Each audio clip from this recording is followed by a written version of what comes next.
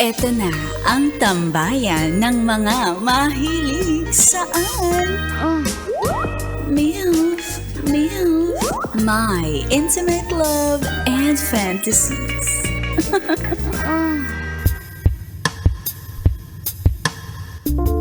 At eto na ang episode nating pinamagatang Kung Gusto, May Paraan. Kung ayaw, daming dahilan.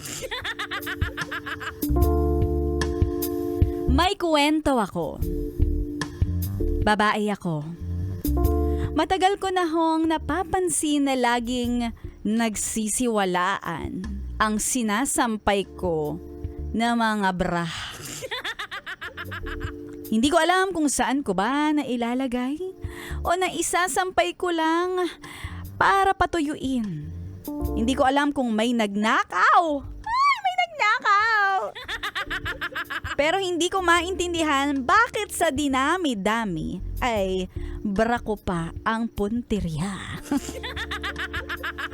Lalo pat, meron akong kapitbahay na lalaki. Aaminin ko, siya ang tipo ko dahil gwapo. Uy, ikaw talaga. Pero turn off sa akin kung sakaling mapatunayan ko na siya ang kumukuha ng aking mga sinasampay. Oy, ba't ka naman nag-judge agad? Sanang ay matsyempohan ko at mahuli ko siya sa akto.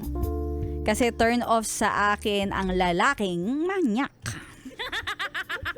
Bala ko na rin mag-setup ng CCTV.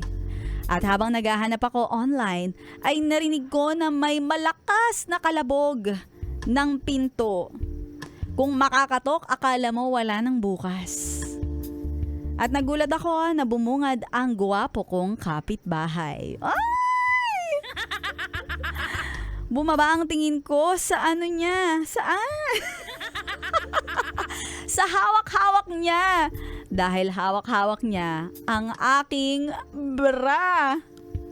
Akin yun na. Nanlaki ang mata ko at agad na inagaw ko ito sa kanya.